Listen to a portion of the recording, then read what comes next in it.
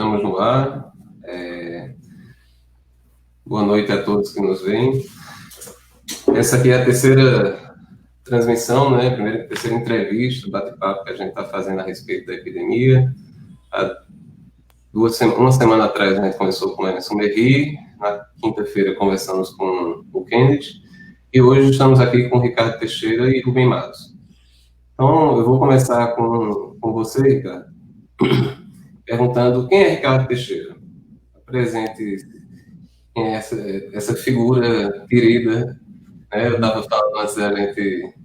Aliás, eu achei que a gente tinha entrado ao vivo, não tinha entrado. Eu estava falando que você é uma pessoa com quem eu convivi bastante nesse processo de trabalhar nas mídias digitais, né? Você é uma pessoa que estuda isso também. Com certeza você está tendo várias reflexões sobre a relação entre as redes sociais e esse processo da pandemia. E o Rubem Matos, que foi meu orientador no mestrado e no doutorado. Então, agradeço por aceitar o convite. E retorno à pergunta. Ricardo, quem é Ricardo Teixeira? Bom, boa noite. Boa noite, Felipe. Boa noite, Rubem. Em primeiro lugar, Ricardo Teixeira é uma pessoa que está muito feliz de estar aqui nesse encontro.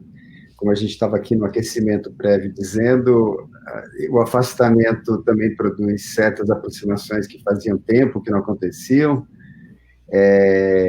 Nesse debate, com o tema que você está propondo, Felipe, o Ricardo Teixeira é um médico sanitarista, vai falar muito desse lugar, dessa experiência, desse olhar, e atualmente pesquisador e docente no Departamento de Medicina Preventiva aqui da USP. Obrigado, Ricardo. Rubem, você pode falar um pouquinho também sobre quem é Rubem? Bom, eu sou professor do Instituto de Medicina Social da UERJ, já patrimoniado há bastante tempo. Eu fui médico, eu fiz medicina, trabalhei durante alguns anos no hospital público, no CTI, no Hospital da Posse, em Nova Iguaçu, e depois deixei o exercício da medicina clínica e me dedico exclusivamente ao ensino tanto do planejamento, análise de políticas, como também a uma discussão sobre as práticas de cuidado, né, nessa questão. Então, eu queria começar perguntando para vocês, né, como a gente teve isso muito recentemente, a questão da saída do ministro Mandetta, também é muito recente esse processo de entender que a epidemia de Covid-19 chegou no Brasil e que a gente tem que lidar com ela de uma forma cuidadosa. Então, tem um conjunto de coisas que estão acontecendo, um conjunto de medidas. Eu queria começar perguntando a cada um de vocês, começando pelo Ricardo, como é que vocês estão vendo esse momento, né, que a gente está vivendo? Bom, a gente está vendo esse momento, antes de mais nada, como toda a população, como todo mundo que tem um mínimo de ciência do que está se passando, com muita preocupação. Nós não estamos bem posicionados nessa história, uma história crítica em escala global, planetária, um contexto de emergência médico-sanitária desconhecido, né, nessa escala, as maneiras de lidar, de manejar isso pela maior parte da nossa geração. E acompanhando, né, o desdobramento, as respostas que vêm sendo produzidas em escala internacional, justamente, essa epidemia, ela vem se deslocando no tempo, ela vem se deslocando no espaço, a gente vem podendo fazer avaliações do que tem se passado, do que tem produzido resultados, das combinações de estratégias que têm sido acionadas em cada lugar. Quando nós nos voltamos para a resposta brasileira, para o que está se passando efetivamente aqui, sem entrar no mérito da análise propriamente do que está se passando, mas tomando apenas o que está se expressando como políticas, como respostas efetivas, eu acho que nós vivemos um cenário que temos todas as razões para nos preocupar.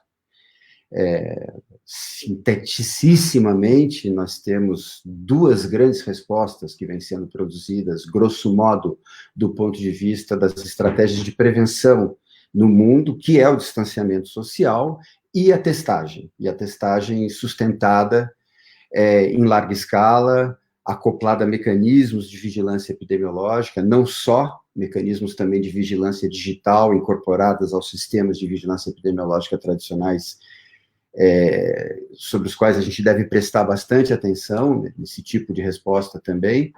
E o que a gente vê em toda parte são combinações dessas duas estratégias em diferentes intensidades, e quando a gente olha para o Brasil, ambas, a avaliação que a gente pode fazer até o momento tem sido muito aquém, tanto na intensidade do distanciamento social praticado, quanto em relação à extensão da estratégia de testagem, né? Tomando por base, fazendo uma primeira colocação assim, bastante técnica, quase que criando um patamar técnico para a nossa discussão, eu diria que o cenário é esse, e a combinação não é na dose necessária.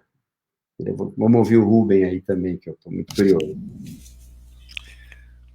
Então, bom, eu acho que eu vou começar por uma discussão fazendo pelo lado político.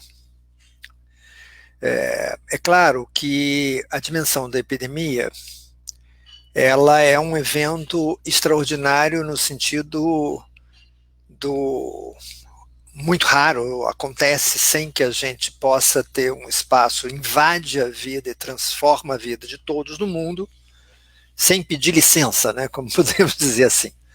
Extraordinário é uma palavra que a gente às vezes usa para dizer uma coisa que é muito boa, isso não tem nada de bom, né? Na verdade é um evento, mas é uma coisa que nos convida a pensar várias questões, mas que faz desafios enormes aos sistemas de saúde. Eu acho que a grande característica desta pandemia é a dimensão dos grandes desafios postos ao sistema de saúde na sua dimensão assistencial, na ponta dos pacientes graves.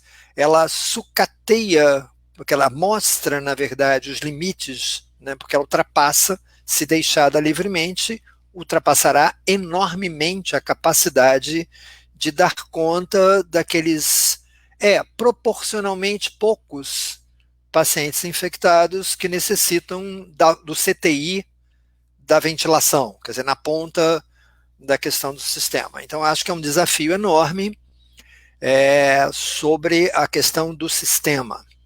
Eu acho que por outro lado, é uma pandemia que nos sugere que a melhor forma de evitar um colapso do sistema é exatamente o isolamento social, sendo que esse isolamento social, se efetivamente feito, ele produz impactos distantes no tempo. Ele não produz impacto no imediato. E ele começa a poder ser pensado para se fazer antes de que o caos se implante. Então, a experiência do senso comum das pessoas, ela é iludida, que nem o sol que nasce e que se põe. Obviamente, algum poderia dizer, gira em torno da Terra. O senso comum das pessoas não percebem a epidemia ainda na sua vida, a não ser quando tem um caso, um parente, uma pessoa, né, ou quando acontece consigo, né, nessa questão. Então essa distância faz com que a saúde pública, outra dimensão que é tensionada, tenha que contribuir para propor ideias acerca de como lentificar a epidemia, de modo a minimamente reduzir o dano futuro, né, digamos assim. Acho que essa é a lógica. Isso é uma questão bastante difícil de construir. Os sistemas são diferentes, a gente que trabalha analisando sistemas de saúde, comparando os sistemas de saúde no mundo, já imaginávamos que os Estados Unidos teria desafios enormes por causa do arranjo ruim do seu sistema de saúde, que não cobre todo mundo. Então a gente já estava imaginando isto, né? Assim, não imaginávamos talvez a dimensão do impacto, porque eles têm dinheiro, tecnologia e poder, no sentido de poder organizar uma resposta. Aparentemente estão padecendo de uma maneira muito grande. Tem outros países que conseguem outros arranjos e que estão tendo maneiras de lidar melhores, né, do ponto de vista disso. Eu acho que, politicamente, nós iniciamos um processo de enfrentamento da epidemia com um cenário um pouco mais positivo, não porque tivéssemos um ministro que defende o SUS. Eu acho que ele se converteu no meio do caminho pelos discursos que parece ter, mas eu não acho que a atuação que ele estava fazendo à frente do Ministério da Saúde fosse alguma coisa que pudesse ser considerada como muito positiva.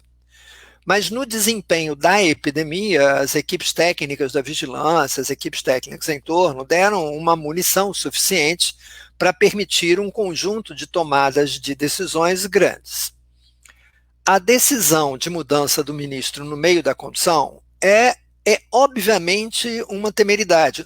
Não por quem entra, é porque a insegurança que isso passa na condução, né, das propostas, dos encaminhamentos, é alguma coisa sempre temerária, né? Enfim. Então, eu acho que essa é uma questão. Eu ouvi atentamente os discursos pronunciados pelo novo ministro, bem como alguns materiais de discursos dele antes. E a primeira questão política, propriamente dito, que eu queria colocar no caso brasileiro, diz respeito ao que parece ser um silêncio. Eu não tenho ouvido as pessoas falarem que saúde é direito de todos e é dever do Estado garantir esse direito através de políticas econômicas e sociais. Parece que essa frase sumiu. A gente está enfrentando, como os outros países, um aspecto de uma epidemia extremamente complicada, mas a ideia de que o direito constitucional à saúde é a obrigação do Estado, ela não tem sido dita. Mas ouvindo os discursos, parece mais do que isso, e mais grave do que isso. Porque parece que as políticas econômicas podem ser pensadas independente da sustentação do direito à saúde, numa inversão que eu leria do texto constitucional, né? Porque, enfim. Então, acho que esse acho que é um problema quando pessoas, autoridades, afirmam que a epidemia, assim, fere um direito de ir e vir, por exemplo, mas o direito social da saúde será ferido pelo movimento das pessoas. Então, exatamente essa é uma questão importante. Então, eu acho que a gente tem um SUS, o SUS tem uma capacidade, uma certa capacidade, mas é uma capacidade menor em termos de leitos de UTI do que a capacidade do setor privado. Privado não é setor privado do SUS, não, o privado que não é SUS, né, o saúde suplementar, né? E ambos os setores são tensionados, mas aí a segunda questão política que eu queria colocar é um aspecto do ponto de vista das desigualdades.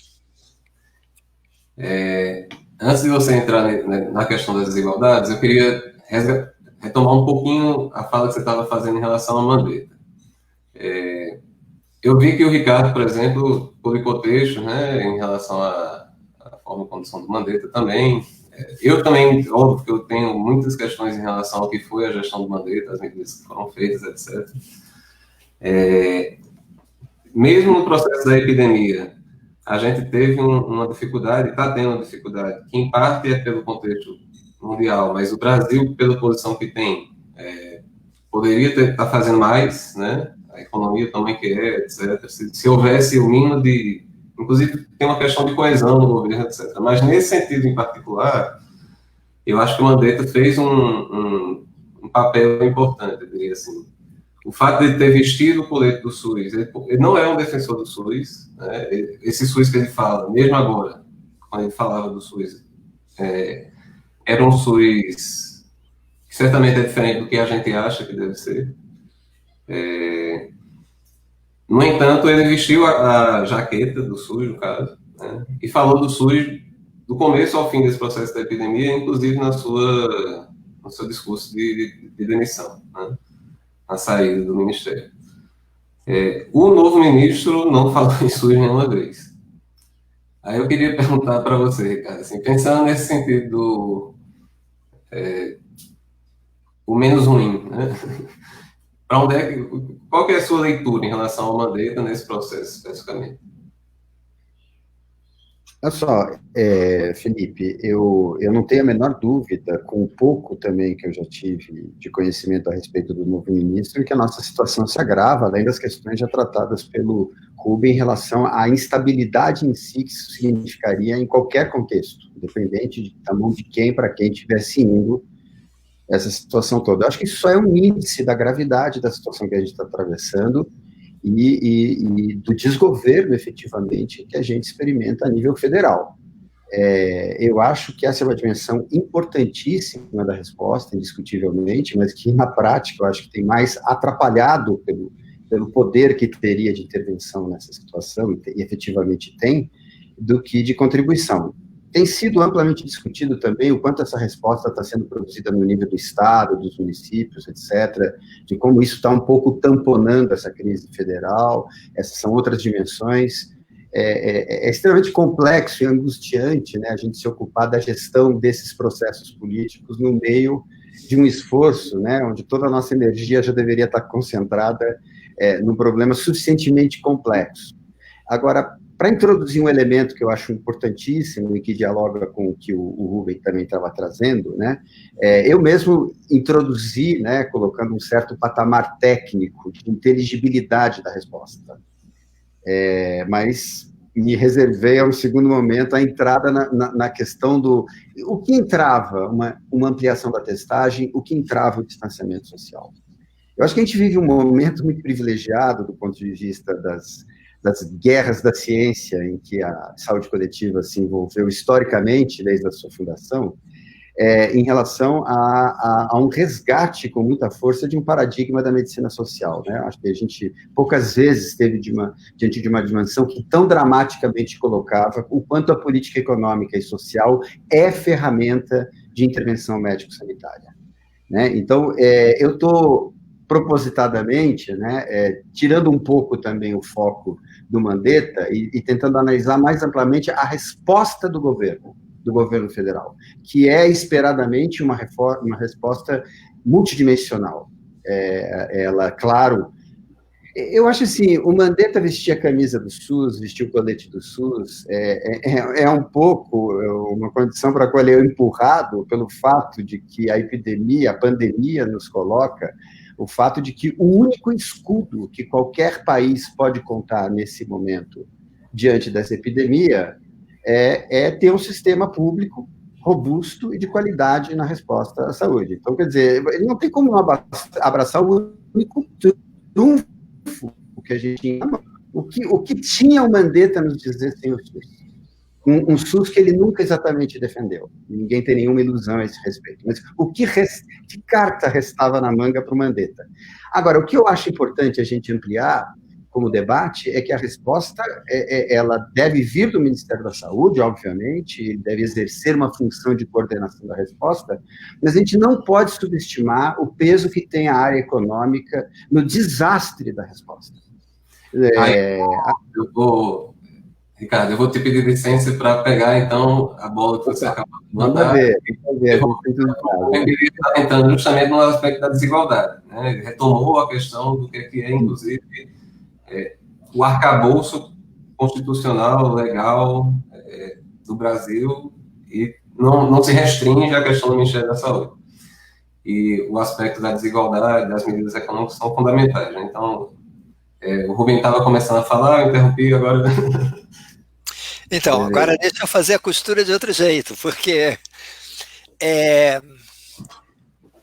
tem uma coisa que, voltando a uma coisa que Felipe cutucou antes, né, a mudança do ministro, o ministro atual, é alguma coisa que aparece discursivamente como uma promessa de um melhor alinhamento numa divisão que é divisão política, que na gestão do Mandetta, mas não dele, mas exatamente estava complicada, né, o tempo inteiro.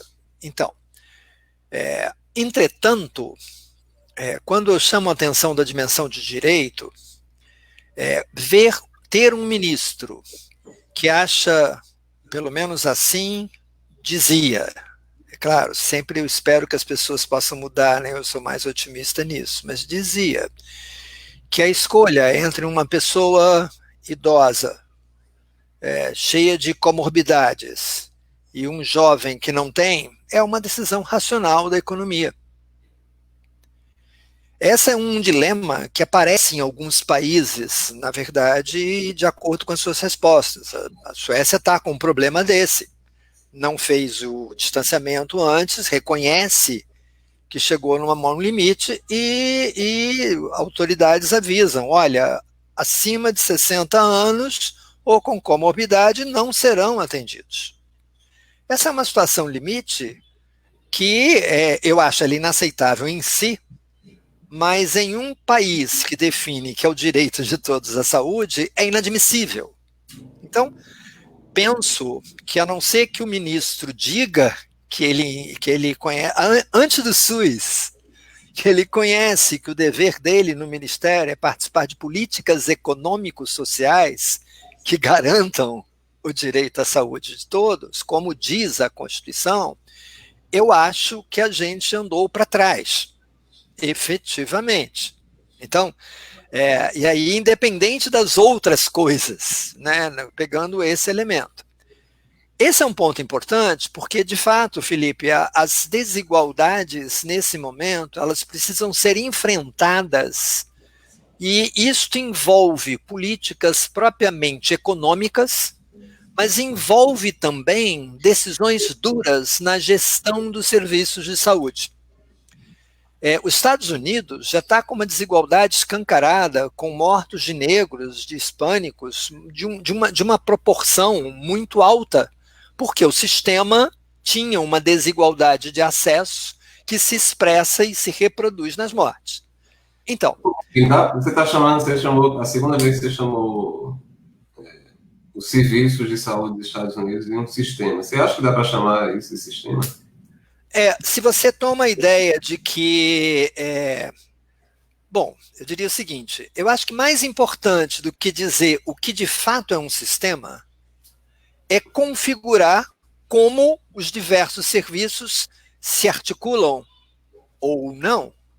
Quer dizer, eu estaria usando a ideia de sistema para configurar o conjunto, não imaginando que haja uma propriedade essencial de um sistema que possa ser distinguida. Mas nós temos um sistema de saúde mais geral, digamos assim, que não é único. Temos o SUS e a saúde suplementar. Essa divisão, por exemplo, para nós, ela é muito clara, porque se nós temos um sistema de acesso universal, a gente tem um outro sistema diferente. Então, um dos problemas de desafios da desigualdade imaginando que não conseguimos o isolamento social da forma intensiva, olhando o crescimento das mortes, olhando que já tínhamos no 50º dia de epidemia muito mais óbitos do que os Estados Unidos no mesmo momento, e que hoje eles têm muito mais. Eu acho que a gente está indo por um caminho que vamos superar, né? Vamos ultrapassar o nível de capacidade do sistema. Então, como é que fica a igualdade definida na própria Constituição? É possível ter essa igualdade sem uma regulação pública do acesso tanto aos leitos públicos como aos leitos do setor de saúde suplementar? Esse é um ponto crítico, eu diria, para a igualdade. E eu acho que a gente tem que discutir isso. Regulamentação única. Quer dizer, o acesso se dá por vai ter que se dar por uma fila. Eu proporia, o ideal seria que não ultrapassássemos o colapso, mas se chegarmos ao colapso, que seja pela fila, que não seja por nenhuma característica de idade, de sexo, de religião, etc, etc, porque toda vez que evocamos um critério disso, nós fazemos coisas muito ruins. Então, daí, esse é um território de enfrentamento da desigualdade duro, difícil, um desafio que a gente precisa discutir. No outro lado, a desigualdade se reproduz no isolamento social. Aliás, se reproduz de uma maneira muito perversa para as pessoas mais vulneráveis. E aí não há outra alternativa senão políticas econômicas daquilo que alguém poderia chamar de socorro. Eu estou me referindo a uma expressão do presidente: o Estado não é para socorrer as pessoas. Eu diria, o Estado é para garantir o direito à saúde. E na perspectiva que o Ricardo chamava, a saúde é um conjunto, as pessoas têm que comer. E no distanciamento social já tem muita gente sem comer. Gente, não é possível. Então você tem que ter políticas econômicas, fiscais, que efetivamente permitam às pessoas que perdem o emprego o garantimento de uma renda mínima o suficiente para manter as cadeias de produção de alimento, por exemplo, em movimento, e para comer, para garantir a sua sobrevivência. Então, isto não pode ser pensado por uma economia liberal, muito menos uma neoliberal. Esse é um problema importante que a gente tem que colocar. Não há no arsenal da economia liberal e no arsenal das visões econômicas neoliberais que o nosso ministro conduzia ferramentas para fazer isso. Gente, tem economistas conservadores, eu diria. Eu estava vendo o Bresser Pereira fazendo, olha, a gente faz isso aqui, compra título do Banco Central do Tesouro, não aumenta a dívida pública, mobiliza dinheiro. Tem pensamento econômico capaz de poder fazer as políticas econômicas que preservam o direito à saúde naquilo que a saúde é ameaçada não diretamente pela epidemia, mas diretamente pelas estratégias de combate à epidemia necessárias para a gente lidar com essa sinuca. Então, não é possível. A gente tem, e eu acho que essa visão da econômica do governo é que o tempo inteiro dificultou a testagem, a organização da testagem. Tem gente que chegou a pensar, o ministro chegou a pensar num passaporte. Está certo, o ministro da Economia não precisa conhecer dos testes, né? Assim, para poder dizer que não é possível fazer o tal do passaporte, que outros países, a seletividade é de outra ordem. Então tem aí algumas dificuldades do ponto de vista da condução da política que vem desse traço marcante de uma economia radicalmente neoliberal. Ela é ruim em si, mas no contexto de pandemia, nem o Trump está fazendo isso. Então, eu acho que eu não vi isso, não. Como é que é a história do passaporte aí, do Paulo Guedes? Não, é uma ideia de fazer um passaporte, fazer testagem em massa para poder ver quem é que não tem o risco mais e esses podem trabalhar.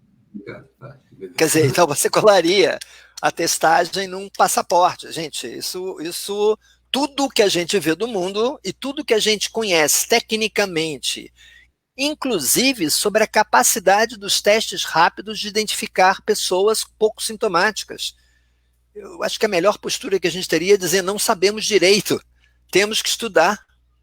O passaporte seria tipo Gattaca, né? Institucionalização Lembra? Vocês assistiram esse filme? Gattaca, eu acho. Isso, uma marca dessa história. Então, a gente tem que pensar de outra maneira, e aí eu acho que tem desafios para as políticas econômicas e sociais. O que o Congresso está fazendo são coisas extremamente interessantes na política econômica.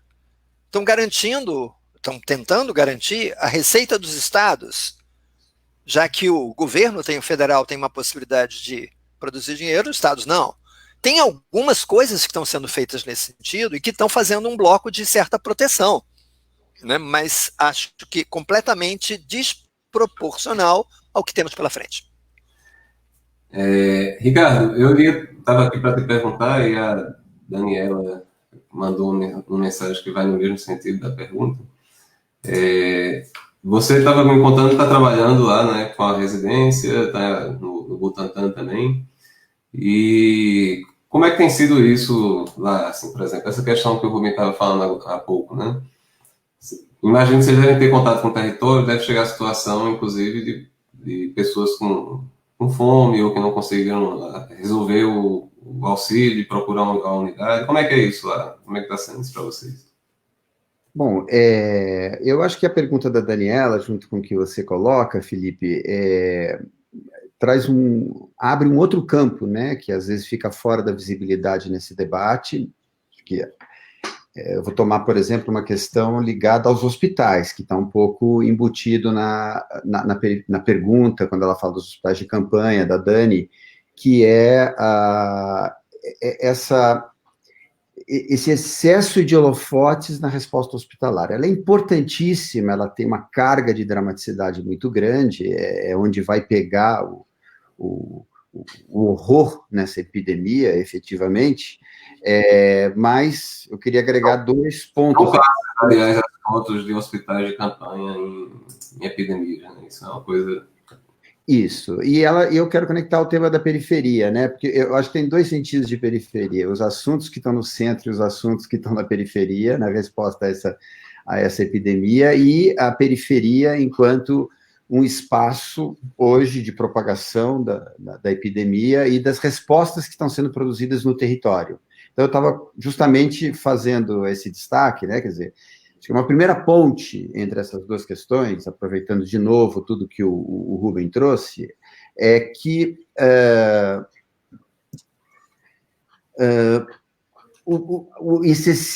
a gente sabe que a gente tem que reforçar a resposta em termos de leitos hospitalares, ventiladores, leitos de terapia intensiva, etc. Mas a gente também sabe que é difícil imaginar um cenário em que eles não sejam sobrecarregados. E, nesse sentido, as estratégias de achatamento da curva são prioritárias. Quando a gente fala nisso, nesse aspecto, né, no fato de que, por mais que a gente corra atrás do prejuízo e procure equipar os sistemas de cuidado para responder à doença, existe toda uma parte do SUS, toda uma série de equipamentos territoriais que teriam um enorme potencial de deter e contribuir para o achatamento do SUS. Então, esse é um primeiro ponto, né? Quer dizer, trazer essa questão da baixa... Eu acho que isso teve muito a ver com o que eu pude ouvir da conversa com o Merri, né? Toda a discussão dessa baixa priorização para atenção básica nesse cenário, a precariedade em que se encontram esses serviços e, sobretudo, de darem a volta por cima necessária nesse momento, do ponto de vista de dispor as infraestruturas necessárias para o quê, fundamentalmente? Eu acho que a atenção básica, ela é convocada, e, de novo, eu estou um pouco me baseando na experiência internacional, em duas grandes frentes. A UBS à distância, quer dizer, é você montar a UBS virtual, vamos chamar assim, esse é o cerne da resposta no mundo todo na atenção primária, e o outro é o fortalecimento da abordagem territorial e comunitária. Então, esse é o momento das UBSs efetivamente serem o que elas não são, o que elas não têm sido, porque elas estão empurradas para o lugar da assistência, consumidas na possibilidade quase única e exclusivamente de responder à demanda que chega às unidades, né? A abordagem familiar ainda persiste, onde tem estratégia, onde tem agente, mas ela também tem sido enfraquecida, mas, sobretudo, a abordagem territorial e comunitária. E aí a gente tem muito a fazer. Então, eu vou pegar o tema dos hospitais de campanha, que, de novo, quando a gente pensa os que estão sendo montados aqui em São Paulo, no Pacaembu, no Anhembi, etc., é para os doentes graves. É para o isolamento dos que vão precisar de internação. Agora, como é que fica a resposta territorial e comunitária da atenção básica para o fato de que, em muitos domicílios, o isolamento do doente não vai poder ser feito? Como é que é lidar, como é que é produzir resposta ali na ponta mesmo do sistema a esse tipo de situação? Porque há uma resposta macropolítica já tratada, é preciso garantir a renda dessas famílias. E eu acho que é interessante, eu queria fazer um comentário em relação a tudo que o Rubem estava dizendo, que eu estava pensando aqui, né? Quer dizer, a epidemia, ela agudiza uma série de dimensões que estão colocadas o tempo todo no modo de organizar a nossa sociedade. Ela deixa flagrante algo que a gente vê, assim, mais ou menos posto o tempo todo, o absurdo de uma economia cuja proteção dela se opõe à proteção da vida. Uma economia onde as nossas preocupações de protegê-la tensiona a proteção da vida, só pode ser chamada uma economia de morte. E uma economia de morte não merece ser salva. Então, a economia é um eufemismo de uma outra coisa, quando está se falando aí. E eu acho que, de fato, aqui a gente tem um campo de resposta onde a dicotomia salvar a economia e salvar a vida se desfaz, né? Onde estatizar a renda das famílias é uma resposta econômica para o pensamento econômico sério, como estava se referindo o Rubem, e é a resposta garantidora da efetivação do confinamento das populações que não têm como ficar em casa sem serem garantidas, né? Agora, aí é só o começo dos sem números de problemas que se desdobram e que desafiariam o SUS na sua rede de atenção básica. Tudo bem, a gente garantiu esse confinamento. E quando adoecer o primeiro familiar de um paciente meu, que na atenção básica, que eu faço visita domiciliar e que é um acamado e de alto risco, como eu isolo esse familiar dentro de um domicílio que às vezes tem 1, 2 cômodos, um banheiro compartilhado? A gente não está falando de alguma coisa assim, na ponta da curva. A gente está falando de uma realidade massiva que a gente vai precisar produzir respostas massivas, né? Então, isolamento, a gente vai ter que pensar em equipamentos no território que permitam o isolamento dessas famílias. Está entendendo, Dani? Que é uma coisa que vai um pouco além do hospital de campanha, a resposta na periferia. Mas viabilizar uma coisa que para a classe média pode parecer muito básica, com uma suíte dentro do seu domicílio, que é isolar um doente com Covid-19, considerando essa realidade. Eu vou parar aqui, até para ler que a minha amiga Beth Zusa está escrevendo aqui. Uma casa que tem 1 ou 2 cômodos e que moram várias pessoas, né? Nesse sentido, Ricardo, eu andei pesquisando bastante como é que os outros países se organizaram, eu achei indicações do que para de atender, do que para de fazer, etc., mais ou menos parecido com o que a gente está produzindo aqui, mas não cheguei a ver exatamente relatos mais precisos sobre o funcionamento desses serviços. Você falou de UBS à distância e de medidas territoriais, né? O Gastão, há uns 10 dias atrás, numa conversa com o Pedro Turino, estava falando que, na opinião dele, a atenção básica tem que restringir bastante, fazer um papel provavelmente mais de triagem, né? Evitar examinar os pacientes, evitar de ser um lugar disseminador que promova o contato entre as pessoas, né, que possa fazer a transmissão. Aqui no DF, a gente ainda está num cenário que não tem tanto caso chegando na atenção básica, pelo contrário, né? Acho que no país como um todo, em alguns lugares, a gente tem esse cenário de os hospitais meio vazios, etc. E tudo isso, inclusive, está sendo fomento para que as pessoas voltem a sair de casa, né? O Vinícius fez uma pergunta aqui, daqui a pouco eu vou abrir a pergunta dele. Mas, pensando nisso que você falou que viu, né? O UBS à distância, o trabalho territorial nos outros países, e aí enganchando com a pergunta da Isabel Zusa, né? Por que a atenção básica tem sido tão negligenciada, né? Mesmo os discursos do Ministério da Saúde falavam muito pouco da atenção básica, qual seria o papel, etc. Tinha poucas indicações. Então, eu queria te ouvir um pouco a respeito disso. Apesar do ping-pong aqui, eu vou pegar o segundo turno, tá, Rubem, aqui, porque está nesse tema aqui que eu acho importante. Você se referiu ao texto do Gastão, as recomendações que também foram expressas na carta da Brasco ao ministro em relação ao manual da Covid do Ministério para Atenção Básica. Eu acho que ali tem um leque bem amplo, né, bem mais amplo que esse que eu fiz, a respeito das urgências para a reorganização do trabalho na atenção primária no contexto de pandemia. Esse aspecto, por exemplo, que você está se referindo, diz respeito a uma questão importantíssima, né, que é a questão dos fluxos e do evitar o encontro entre, vamos dizer, sintomáticos respiratórios. Quer dizer, há um problema quando a gente chega e põe o pé dentro das UBSs, que é a organização da estrutura física para responder à epidemia. Acho que essa é uma primeira questão. Ele também discute a questão da UBS online, né, o que eu prefiro chamar de UBS à distância. Primeiro, que reforça a ideia de que ela é uma estratégia acoplada à viabilização do distanciamento social. Segundo, ela não usa só recursos de plataforma online, ela deve usar bastante o atendimento telefônico tradicional. Mas o que eu acho importante é a gente entender que em primeiro lugar, o que a gente espera da atenção básica nesse momento é que esses serviços, de fato, não venham a ser saturados por demanda.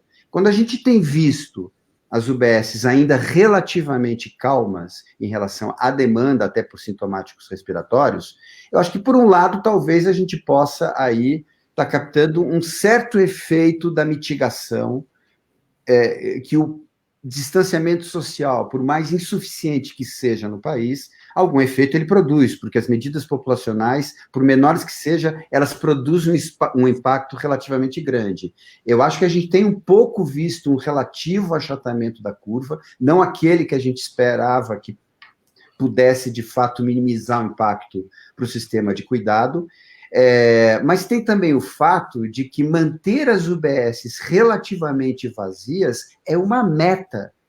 É uma meta. A UBS à distância é para reduzir a vinda à UBS, para supostamente reservá-la para uma expectativa, uma projeção que a gente tem de afluxo só dos mais graves, importante. Então, em primeiro lugar, isso é importante ser destacado. A UBS vazia, teoricamente, vazia ela não vai se dar, mas esvaziada, melhor dizendo, né, mantida à distância, é uma meta objetivamente nesse cenário, que, obviamente, nos faz rever completamente os atributos e as finalidades que a atenção básica tem numa situação de normalidade.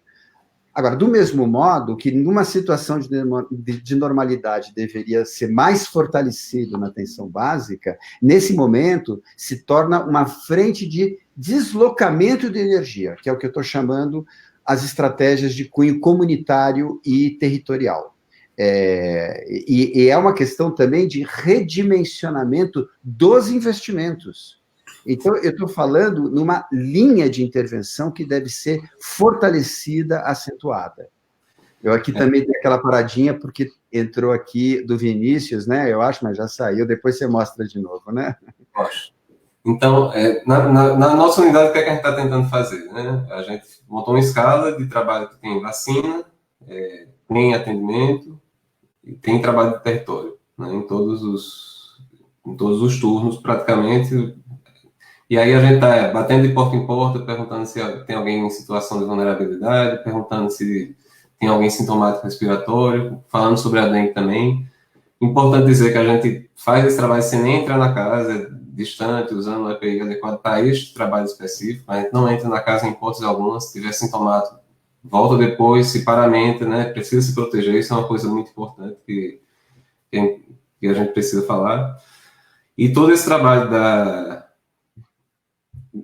que a gente está tendo agora, eu tenho dito que é o silêncio que precede o estrondo. Né? A gente precisa ensaiar e se preparar para um momento que provavelmente vai acontecer, mais cedo ou mais tarde, e que vai ser bem crítico. Então, a gente precisa estar pronto para isso. Então, a gente não tinha e está agora construindo protocolo para intubação, etc., porque são coisas que a gente tem material na unidade, ou que a gente não quer que chegue a esse ponto, mas a gente tem que estar preparado para isso, mesmo fora da Covid, mas essa calmaria, digamos assim, de certa forma, nos ajudou a ter tempo para se organizar para isso.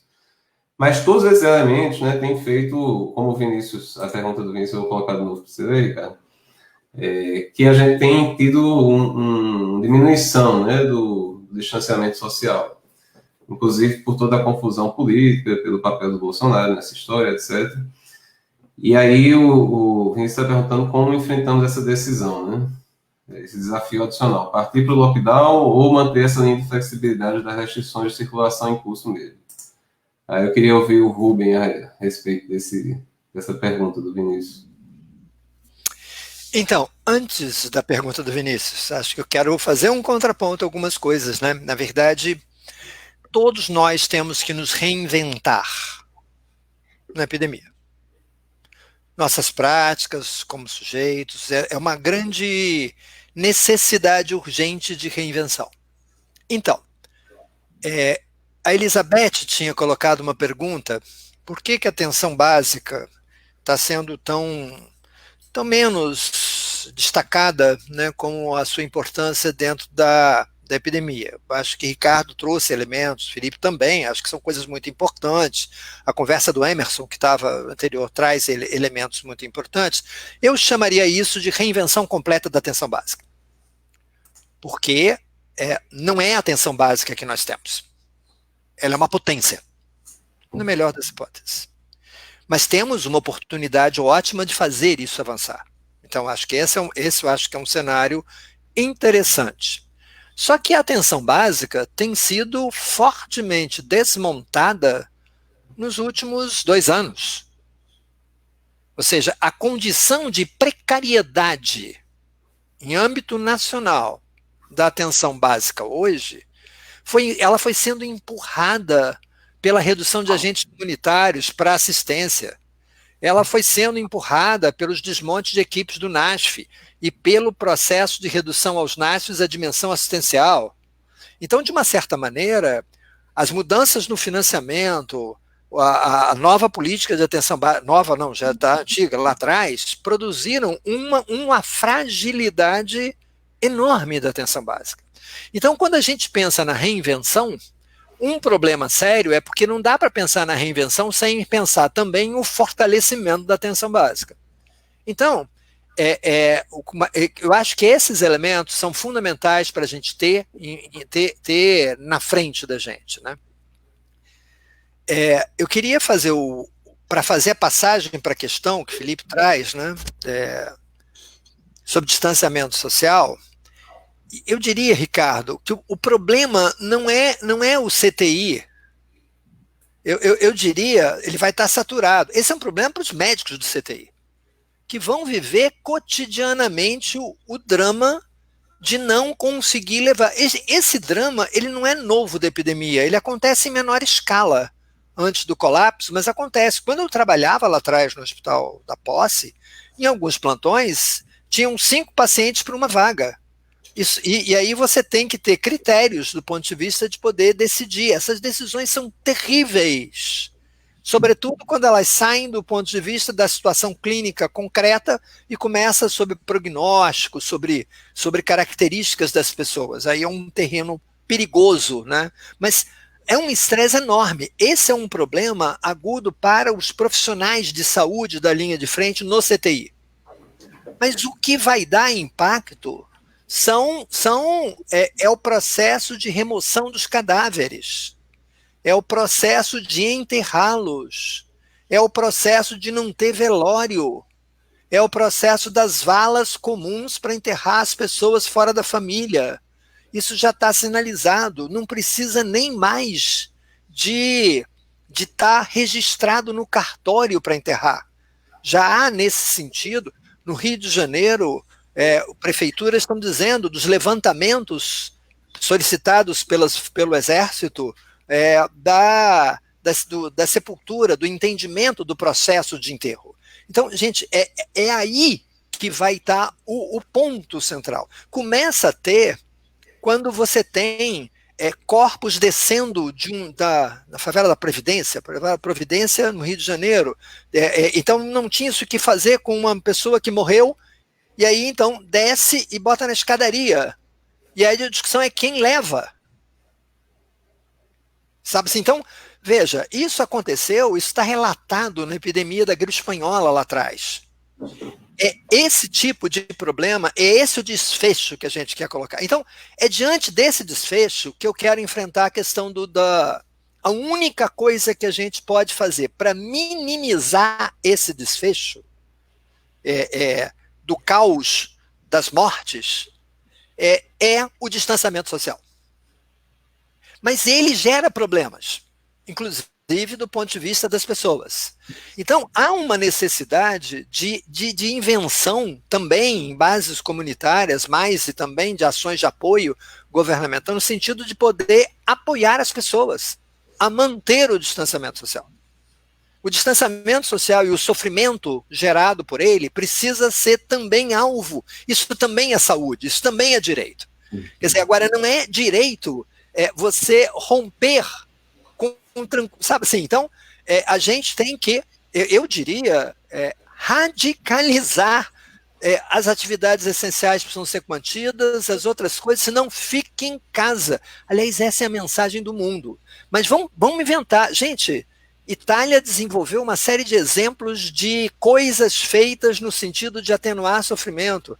A gente também está tendo, no campo da produção de experiências locais, um monte de coisas no sentido de como é que a gente consegue sorrir no meio do isolamento e na distância social. Então eu acho que a gente tem também que enfrentar essa pauta. Mas essa pauta não pode ser o motivo para a gente conviver com tranquilidade, nós, na saúde coletiva, com a perspectiva de queda, porque a população está mudando as questões. Talvez a gente não tenha dito assim. A gente tem que começar a poder sinalizar onde vai ser o estrangulamento. Ele está lá na frente. Ele ainda não chegou. Agora, essa pergunta, que é a pergunta que eu acho que não cansa de ser feita, né? Até quando, né? Porque, de fato, é difícil, existem várias questões. Tem as questões econômicas e, de fato, a gente está tendo uma resposta muito pífia, né? Se não fosse, acho que foi, não sei quem foi exatamente, acho que foi o Rubem que falou que o Congresso está fazendo isso, né? Se não fosse algumas medidas que estão passando lá ao largo do governo, que o governo, inclusive, tem uma certa dificuldade ou não tem pressa, parece, de operacionalizar, por que pagar o Bolsa Família na data de sempre? Vocês vão receber na sua data normal, mas é porque está tudo normal, né? Então, é uma coisa inacreditável, né? Agora, de fato, é uma pergunta que é angustiante, nos angustia a todos nós, né? Nós que defendemos que as pessoas fiquem em casa, a gente não está falando isso porque está sendo divertido. Eu vou sair para trabalhar todos os dias. Eu atendo numa unidade que fica a quase 30 quilômetros daqui. Volto para casa, a interação que eu tenho é com meus filhos e ponto, né? Nos dias que eu estou com eles, nos dias que eu não estou, eu fico sozinho em casa. Eu me pergunto se nesse momento eu pelo menos saio um pouquinho, etc., mas ao mesmo tempo eu estou lidando o tempo todo com, né, a possibilidade de ter contato com pessoas com uma doença, etc., né? E nenhum de nós fala para as pessoas ficarem em casa porque é legal, é divertido, né? Mas é uma pergunta que, ao mesmo tempo, angustia. Até quando? A gente sabe que não tem como impedir essa epidemia de acontecer, no sentido de que as pessoas vão adoecer. No máximo, a gente pode prolongar. Uma coisa que é importante de falar, né, que esse achatamento da curva não é uma diminuição de casos ao longo do tempo. Em algum momento, até que se desenvolva a vacina, pelo menos a gente vai ter um percentual bastante alto de pessoas que vão ter tido essa doença na vida, né? Mas a ideia é que a gente possa se preparar para que esse processo não seja um processo tão crítico assim. Tem algumas pessoas que estão falando em quarentenas intermitentes, na ideia de fechar um pouco mais, abrir um pouco mais, dependendo de como é que estiver a capacidade de resposta, como é que está a capacidade de testagem, etc. E aí, cara, o que é que você tem a dizer a esse respeito? Até quando? O ping-pong agora dessa vez? É porque eu acho que só para alinhavar essa questão, né? São dois comentários muito rápidos.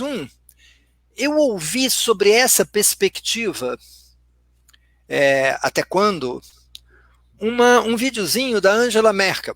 A Alemanha, se for pensar pelo número de casos e número de mortes, talvez seja dos países mais bem-sucedidos na forma de atuar. Começou tarde o distanciamento social, apertou bastante depois, mas tem um sistema de saúde que segurou o tranco. E aí, num depoimento, a Ângela dizia o seguinte: olha, nós baixamos com o distanciamento a curva, então está perto de um caso, contamina uma pessoa. Agora, e com isso, nós não atingiremos, seguindo nos distanciamentos sociais, o colapso do sistema. Se fosse 1.1, atingiríamos o colapso em outubro.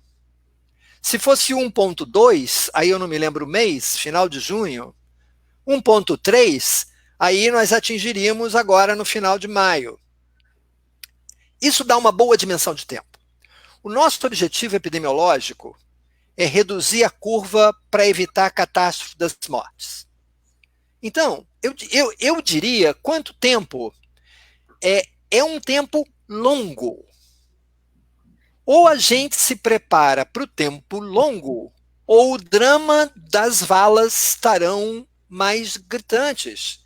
Esse é o dilema que a gente tem posto.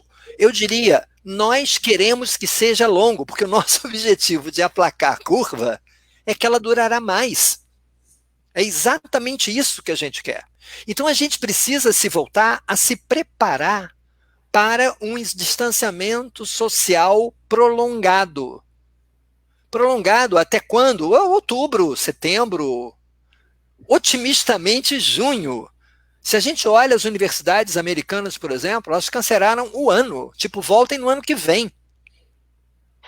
Ou seja, se a gente antena, não há como, sem a vacina, nós teremos um processo importante de distanciamento com que teremos de conviver da melhor maneira possível. E aí a gente troca distanciamento versus mais mortes. Esse eu acho que é um equacionamento que não dá para colocar, não dá para fugir.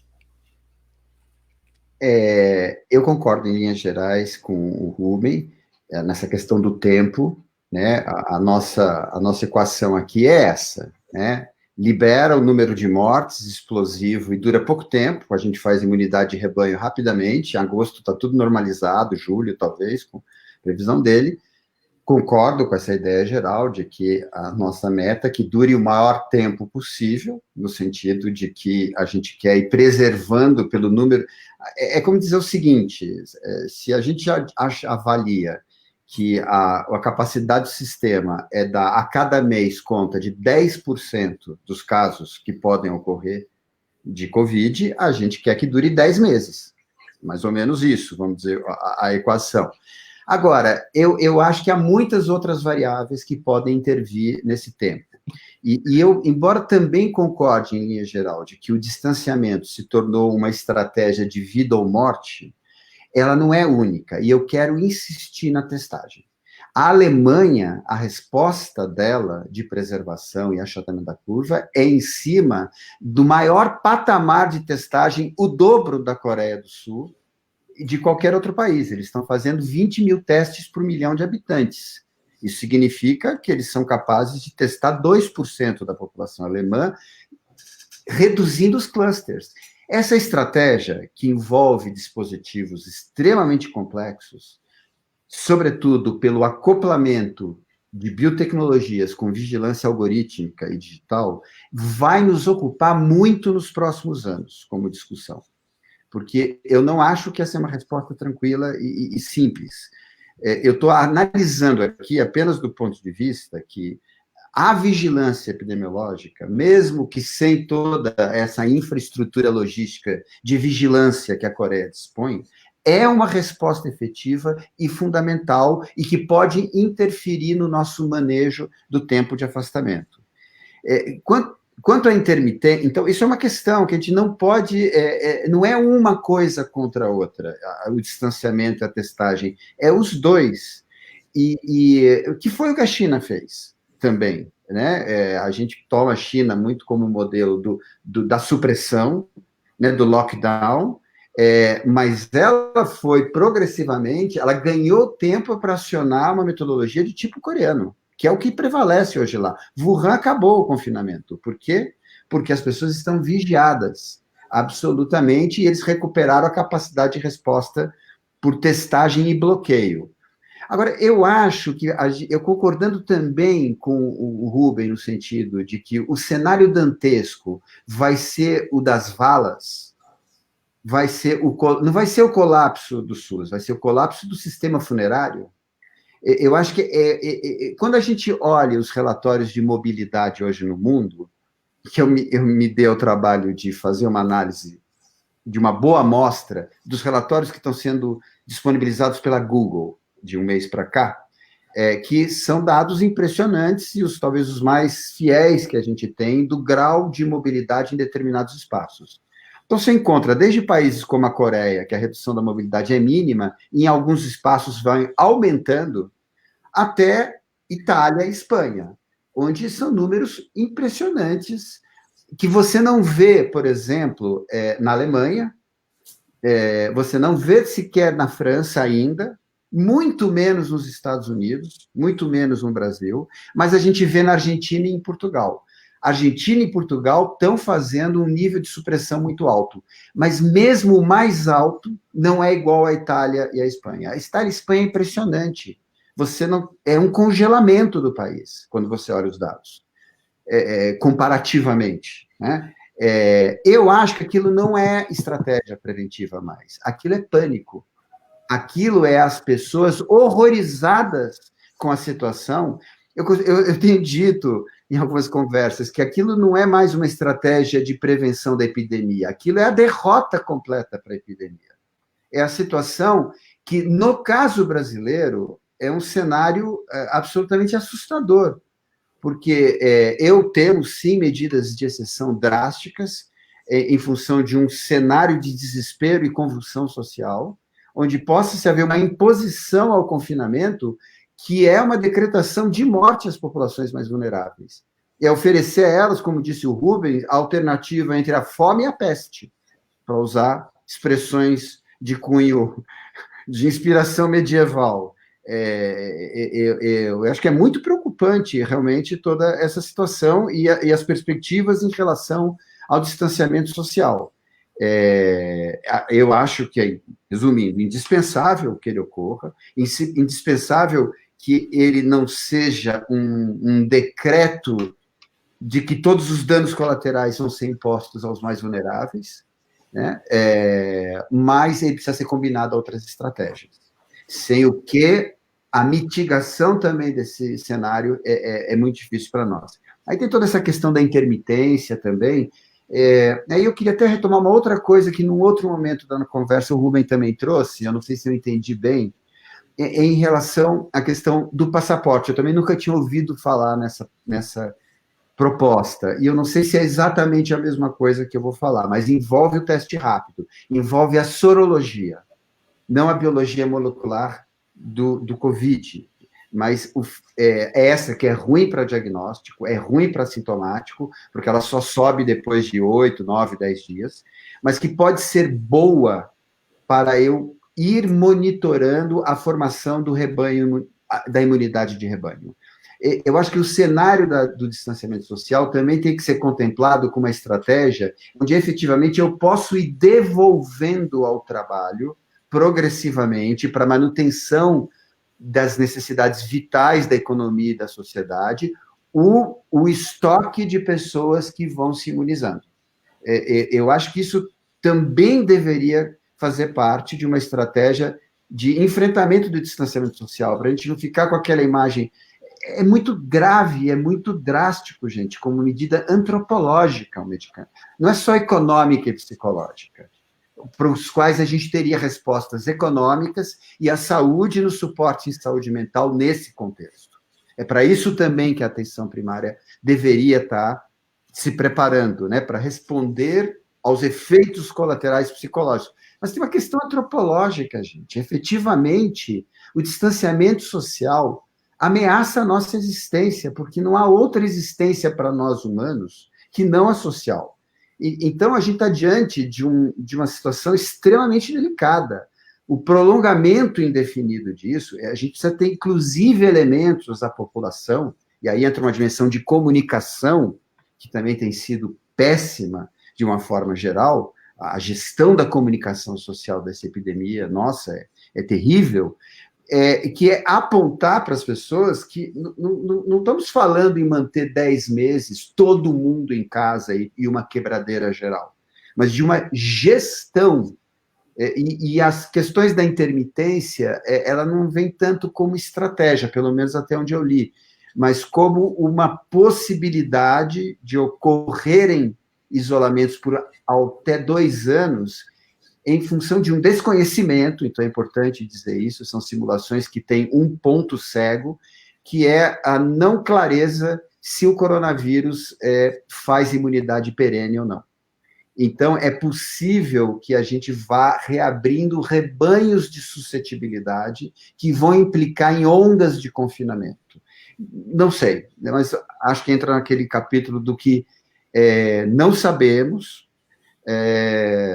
mas, bom, enfim, que convoca as nossas ferramentas de gestão e de tecnologias sociais, né? Porque acho que a gente entrou nesse capítulo, né? Que não é só da tecnologia dura, mas das tecnologias de gestão social desse fenômeno, que eu acho que a saúde coletiva tem, por definição, muito a contribuir, né?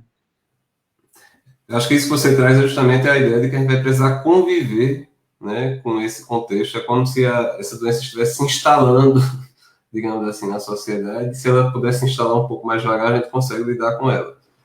Então, a gente precisa fazer uma administração disso, né? Inclusive dessa velocidade com que a doença se propaga, etc. Então, tem muitas coisas que a gente precisa mudar, né? Tem coisas que já mudaram, mas só para citar um exemplo muito prático, né? Eu estava conversando com um colega que teve dengue essa semana, um colega médico, e aí ele falou que isso vai ficar mais empático, porque ele viu como é que a doença é uma doença que, normalmente os médicos têm essa coisa com atestado, né? Não vou dar, não precisa desse tanto de dia, não vou dar 2 dias, 1 dia, 2 dias, 3 dias. E a gente vai precisar lidar de outra forma com resfriado agora, né? Com síndrome gripal de forma geral. Ou a gente faz isso, ou a gente não vai conseguir controlar essa doença, inclusive. Isso, por sua vez, tem impacto em várias dimensões da vida, inclusive as econômicas. Então, a gente vai ter que lidar com essas questões de uma forma que possa fazer essa gestão, só que tem uma questão que é importante, que o Vinícius retomou a falar, né, que é a questão do recorte de classe. Nessas camadas, como a nossa resposta, se fosse uma resposta boa, já seria difícil, né? Uma resposta boa do governo, como é uma resposta que é truncada, etc., tem um problema de comunicação sério, tem várias questões envolvidas. Na opinião do Vinícius, o que ele falou é que as pessoas vão numa certa busca de pulsão, entre aspas, vão numa certa busca de pulsão para seguir a vida adiante do sofrimento, né?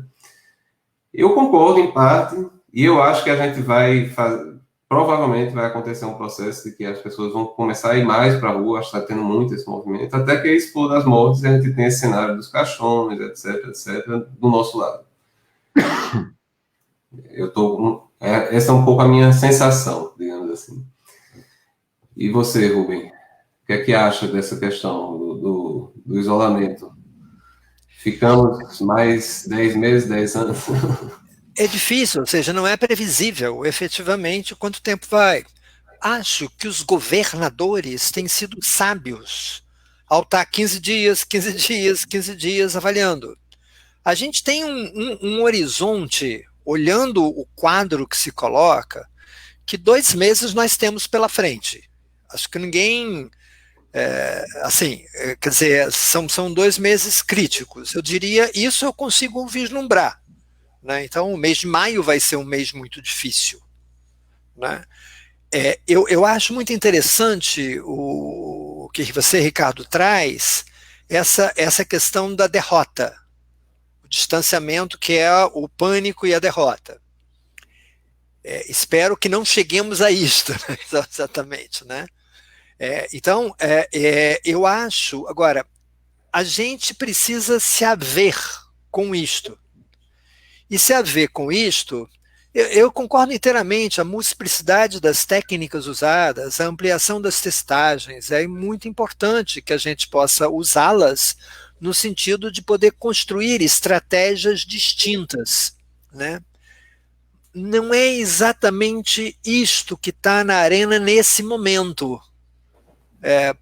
A gente ainda...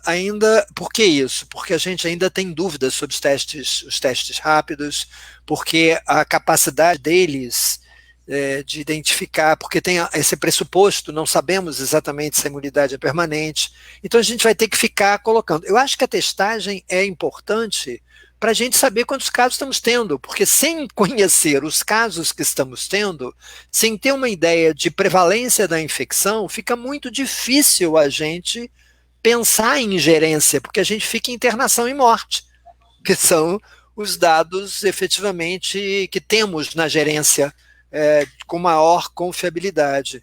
Então, de uma certa forma, a testagem é fundamental. A testagem o mais amplo possível. O avanço em tecnologias de cluster, o avanço do ponto de vista de desenvolver formas que a China desenvolveu numa região, né, a Coreia desenvolveu num paizinho. Então, como desenvolver isso no conjunto, com múltiplos focos, isso é uma questão um pouco mais, mas é um desafio, a gente tem que ter. Esse desafio, eu diria, leva tempo. Nós não conseguimos fazer isso 2 meses para botar isto na rua, operando de uma maneira significativa para orientar em cima das proteções. Não será mais rápido que isso. É mais ou menos que nem cloroquina. É mais ou menos que nem teste de remédio. É claro que a gente anseia por respostas, mas elas levam tempo. Então, eu acho, neste momento, eu sou solidário a fique em casa. Assim, por outro lado, quem trabalha precisa dos EPIs. E aí não é só efetivamente a questão dos profissionais de saúde. Então, a mudança do discurso para viva a máscara colorida, a máscara de tecido, usem a máscara, mas a gente precisa também ter essa questão de poder trabalhar nessas dimensões comunitariamente. Como é que você trabalha com isso? Agente comunitário vai na casa de alguém que está isolado? Como é que é? Precisa de comida? Quem leva? Ou seja, essas coisas precisam estar trabalhadas e a gente tem um espaço de produção de uma maneira maior do ponto de vista dessas questões, né? Eu ia fazer um comentário, mas apareceu a pergunta, o comentário da pergunta, então deixa rodar. O comentário é relativo à pergunta, então conclua, não quer falar, não? Então, tá bom. É porque um elemento fundamental das injustiças que afloram, na verdade, é a questão das mulheres. As mulheres sofrem diferentemente com o isolamento social. Tem uma sobrecarga muito importante, tem uma coisa acontecendo, né? Então, a gente tem que pensar o que isso traz. Há indiscutivelmente um impacto que também nos convida a repensar coisas. Nos convida a repensar coisas de uma sociedade que não é feminista, nos seus principais valores predominantes, né? Eu acho que tem um deslocamento no cotidiano em que o protagonismo das mulheres ela se dá, mas eu acho que o sofrimento das mulheres tem sido também, precisa ser discutido, precisa ser conversado, a gente tem que aprender um pouco mais. Eu diria da minha parte, eu tenho que aprender a fazer 5 coisas ao mesmo tempo. Meu desenvolvimento pessoal não era para isso, né? E aí não tem jeito, o distanciamento envolve você ter um outro tipo de dinâmicas que me são completamente estranhas. São os aprendizados de todos nós, mas eu acho que a gente tem talvez aí uma das perspectivas de aprendizado que esta pandemia traz. Quem sabe a gente acorda um pouco mais para posturas, aprenda um pouco mais de posturas mais feministas na vida cotidiana da gente, tendo passado por essa experiência. Então, tem várias perguntas, já são 15 para as 10, 15 para as 9, desculpa. Vocês acham que a gente vai até o quê? Umas 9 e pouquinho? Como é que vocês estão? Qual é a proposta, Felipe? 15 para as 9, né? 15 para as 9, isso. Acho que a gente pode ir mais uns 15, 30 minutos. Pode ser? Para mim tá ótimo. Beleza. Então, eu vou pegar essa fala do Rubem para trazer uma questão que eu acho que está sendo... Tem várias pessoas discutindo, né? A Eliane Brum, inclusive, publicou Eu gosto muito dos textos da Eliane Brum, são sempre bem compridos, bem complexos também. Mas ela está discutindo a questão do futuro após a epidemia, né? Dentre outras coisas. Esse após é uma questão que não é exatamente após, né? Mas como é que a gente volta, como é que vai ser o contexto quando a gente sair desse momento que a gente está, esse momento mais crítico, né? Como é que vai ser uma nova normalidade?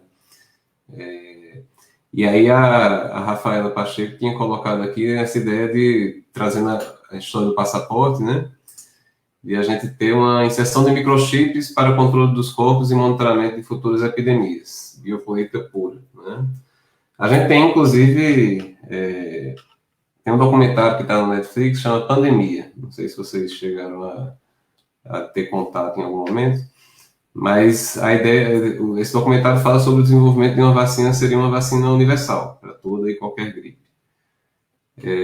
Então, eu queria começar a discutir um pouquinho como é que vocês estão vendo esse futuro, né? Essa perspectiva da possibilidade de você ter uma espécie de passaporte, a materialização mais bem acabada da sociedade de controle, né? E aí, Ricardo, o que é que você acha? A gente chega num ponto em que a gente vai ter microchip e para entrar em determinadas áreas eu preciso ter minhas vacinas em dia e atestadas no microchip? Bom, o microchip é o nosso celular, né? Porque isso é exatamente o que já está acontecendo em Singapura, em Seul, etc., que é por Bluetooth, na verdade, que ficaria acionado quando você se aproxima de alguém que tenha testado positivo, em função do status daquela pessoa, o seu celular apita, treme, ou sei lá, manda alguma notificação para você, né? Quer dizer, a simples aproximação no raio de radiação do Bluetooth permite você ir detectando. Eu não li em particular, mas ouvi falar super bem e gosto também bastante, mas esse artigo em particular da Eliane Brum eu não li. Mas eu suponho pelo título que eu concorde bastante com a questão que ela traz, né? Porque nesse exercício de simulação de cenários pós-Covid, eu acho que é uma formulação que, na verdade, acho que ela é um pouco prisioneira de um estado de espírito em que vivemos, por exemplo, na nossa relação com a emergência climática, com um depois que nunca chega. Eu acho que o mundo pós-Covid já começou. Se há um mundo pós-Covid, é o mundo que está sendo disputado para começar nas respostas à epidemia de Covid. Aí eu conecto com esse tema da biovigilância, que eu, particularmente, acho que é um cenário muito provável, não necessário, acho que é importante dizer isso, mas muito provável de se instalar. A resposta coreana, desde a primeira hora, e chinesa atual, é uma resposta que, por todos os pontos de vista, é a considerada mais efetiva, porque ela tem um menor impacto na mobilidade social e, portanto, econômico, etc., etc., mas há um preço elevadíssimo. É isso que a gente precisa começar a discutir mais intensamente, não apenas discutir, porque essa discussão também não é de hoje. A discussão do capitalismo de vigilância não é uma discussão que começou ontem. A questão da governamentalidade algorítmica que está se instalando, em que a maior parte das nossas decisões passam a ser tomadas por uma inteligência artificial, as decisões, às vezes, mais cruciais na nossa vida, colocando em questão o futuro da agência humana. Então, eu volto a dizer, a gente está em encruzilhadas antropológicas, né? Eu acho que a instalação de um modo de vida calcado na vigilância algorítmica é a instalação de algo que põe em xeque a agência humana, com todas as repercussões práticas disso, vamos dizer assim, em termos políticos e éticos, etc. Então, é uma questão difícil, complexa, mas incontornável. Eu tenho convicção que nessa disputa de cenários futuros, do que diz respeito, mesmo a questão da resposta, a gente sabe que a velha discussão, a velha tensão entre perspectivas abrangentes e focalistas, entre o universalismo e o seletivismo, vão se colocar no day after, ou no mundo que está se construindo pós essa epidemia. A gente fala, muitas vezes com uma boa carga de otimismo, que ela deve recolocar a questão dos sistemas universais de saúde, Boris Johnson exaltando o Sistema Nacional de Saúde inglês, é Macron dizendo que, nossa, eu nunca tinha reparado quanto é fundamental o nosso sistema público de saúde, etc., mas eu acho que não é impossível a gente vislumbrar um cenário de uma resposta focalista, de sistemas de saúde equiparem os seus sistemas de vigilância, né, e uma ação focal em relação à gestão dos riscos de pandemia. De novo, o que se apresenta para nós da saúde coletiva, penso eu, é uma encruzilhada velha conhecida, que é entre as estratégias focadas em indivíduos, como são as estratégias de vigilância, estratégias focadas em eu rastrear, detectar, controlar, monitorar os casos de alto risco no caso para transmissão. É neles que eu foco, que é o que as estratégias de testagem propõem, versus as abordagens propriamente populacionais ou coletivas. Né? Quer dizer, a nossa encruzilhada voltando ao que foi para mim uma grande exposição aí que o Ruben fez no começo, valiosíssima, a questão das respostas macroeconômicas, quer dizer, pôr em discussão todo um modo de vida. Não é inexorável a resposta da biovigilância. Ela é uma resposta solidária de uma certa recuperação, para usar a sua expressão, Felipe, de uma certa normalidade, né? Que é tudo o que a gente não quer que volte. Vamos dizer assim, né? Então, mas a gente vai ter que ampliar e a gente vai ter que perder muitos medos, eu acho. Muitos medos de radicalizar algumas conversas e algumas discussões. Esse cenário, inclusive, legitima um conjunto de questões que, se perguntados qualquer um de nós em outra época, a gente negaria prontamente, né? Essa ideia do monitoramento do celular, essa possibilidade de você você ser um ser, né? Que alguém chega perto e toca um alarme, não chega perto desse ser. Então tem um conjunto de coisas que a gente vai ter que ver como é que isso vai ser, né? Esse mundo pode ser o mundo pós-Covid já começou, você tem razão, não tem desfecho porque o mundo não para, né? O mundo está sempre em transformação e que bom que esteja, e a gente precisa lidar e pensar como é que a gente vai fazer isso, né? Eu acho que um pouco, inclusive, de voltar a fazer essas conversas virtuais, para mim tem essa característica de disputar um pouco quais são as narrativas, etc., que a gente tem a respeito. E aí, Rubinho, o que você acha da perspectiva do microchip? Primeiro, cenário pós, né?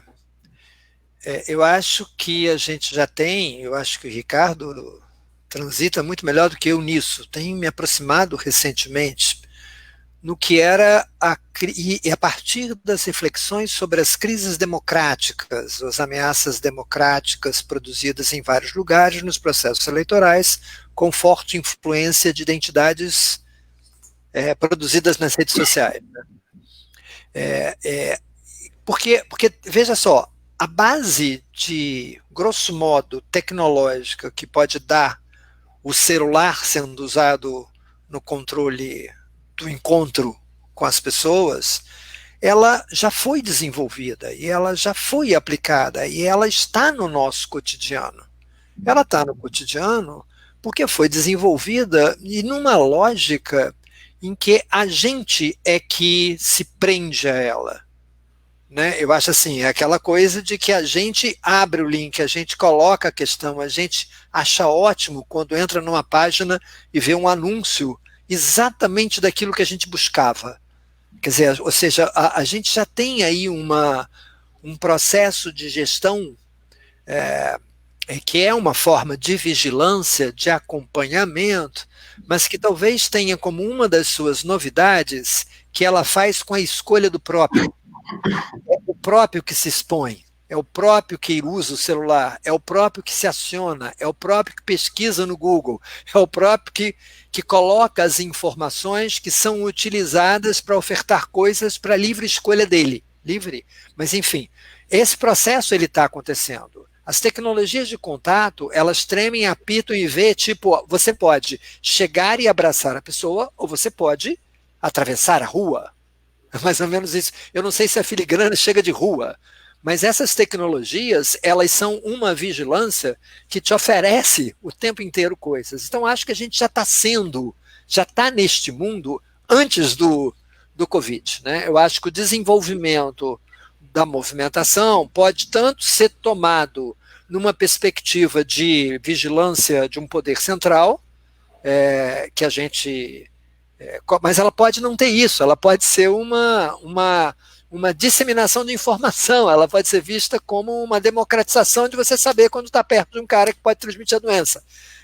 Essas coisas são mais complicadas, elas não são boas, ou é difícil a gente poder colocar, essa discussão ela já está posta, e eu acho que as tecnologias de vigilância que nós usamos e defendemos, elas, como todas as estratégias de governamentalidade, elas são características da nossa saúde pública, a gente também as tem, e a gente também as usa.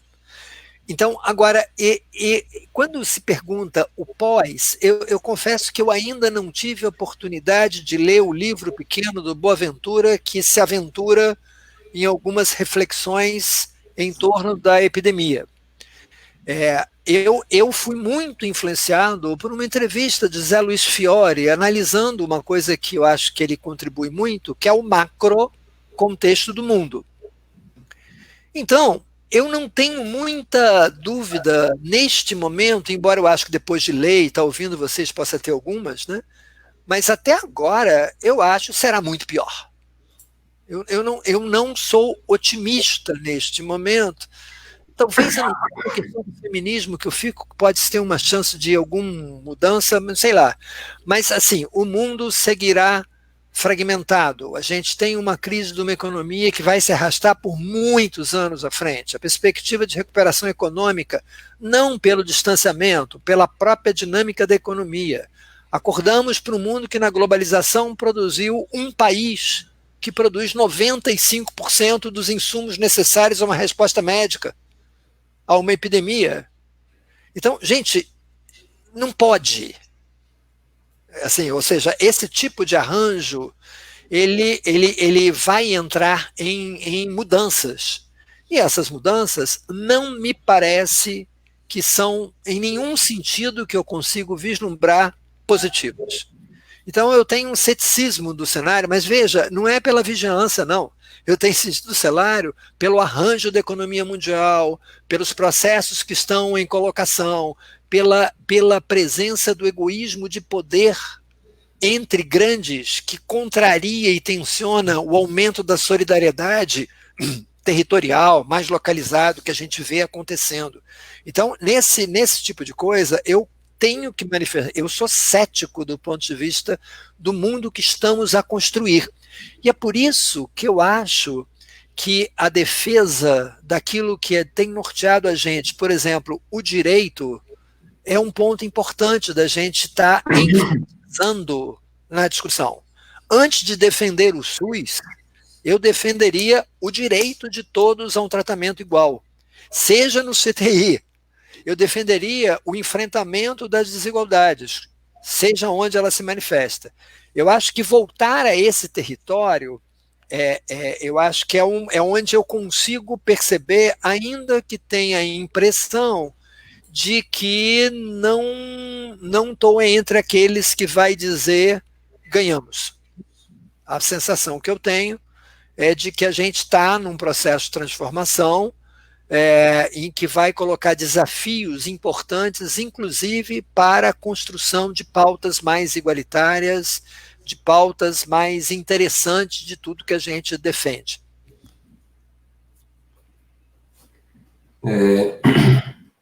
Então, a Daniela estava comentando aqui justamente que pode caminhar para a consolidação do fascismo ou para uma ofensiva contra o neoliberalismo.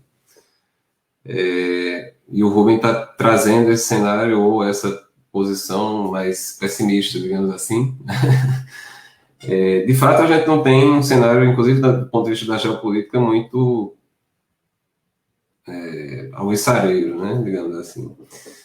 A gente tem o Trump com essa postura, inclusive, de, nesse momento, cortar o financiamento da OMS, né? Uma coisa difícil de engolir, inclusive. Mas a gente não pode deixar de achar que há alternativas a isso, ou de trabalhar, principalmente, trabalhar, como diria, pessimismo da razão, otimismo da ação, né?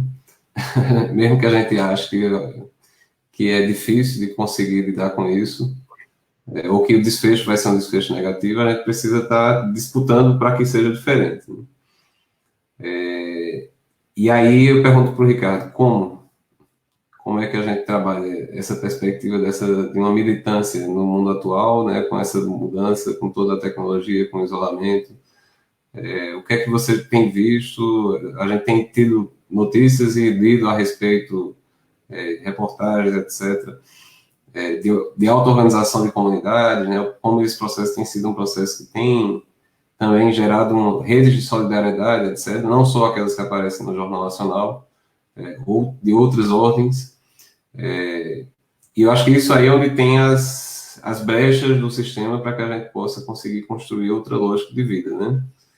De alguma forma, o tema da saúde voltou a ser, ou passou a ser debatido como uma coisa importante, e a importância de ter um sistema de saúde, a própria ideia da renda básica é uma coisa que voltou à tona da discussão, não só no Brasil, mas em outros países também.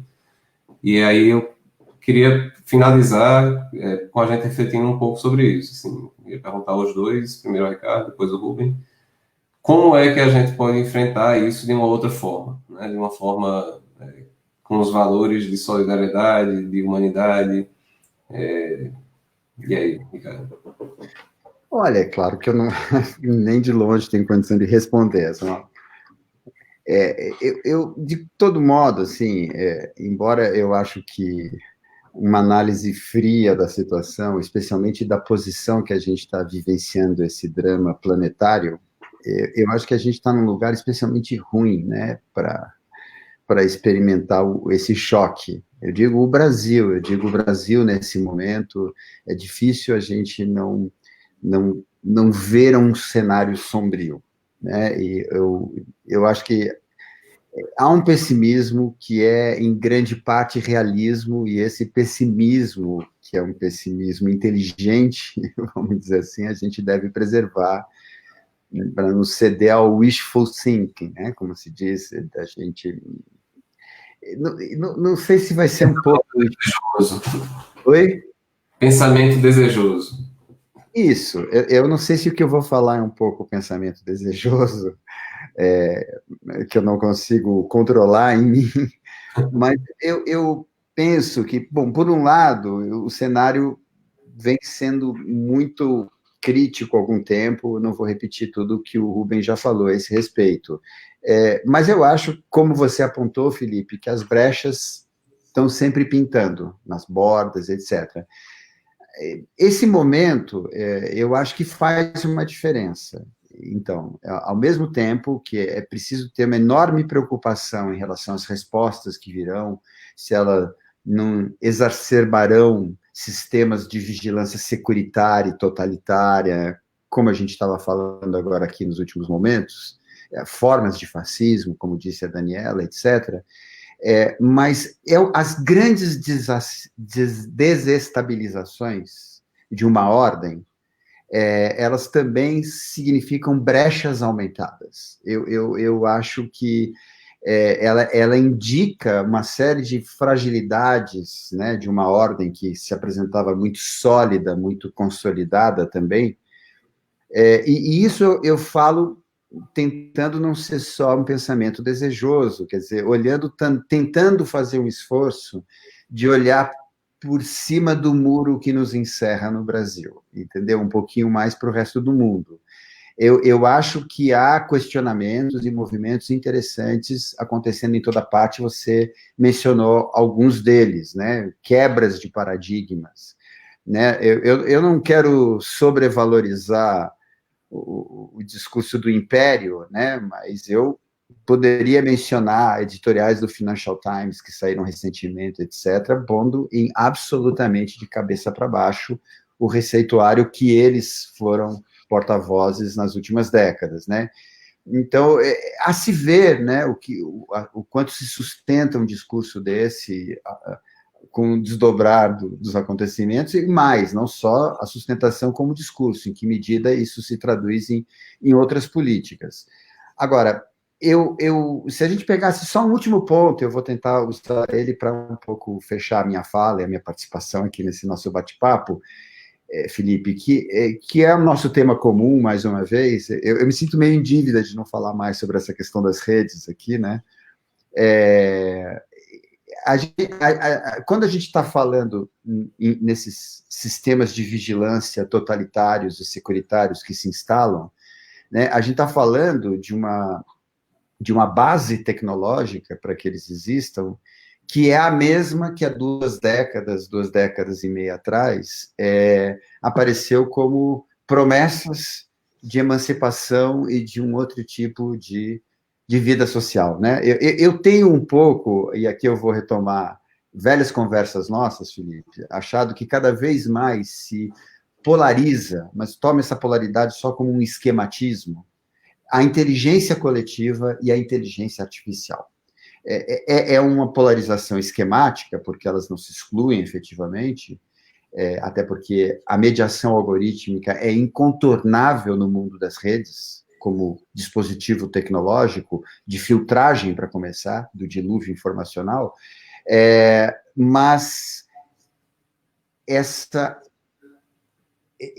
exagero, vamos dizer, o fato de que essa gestão algorítmica das nossas relações sociais é algo da qual a gente aparentemente perdeu completamente o controle, a possibilidade, inclusive, da discussão democrática a respeito da operação desses algoritmos, a exacerbação dessa perspectiva da vigilância, ela encolhe a perspectiva da inteligência coletiva. A possibilidade desses equipamentos, de fato, serem postos, vamos dizer assim, como dispositivos a serviço das forças multitudinárias de produção de potência de ação coletiva.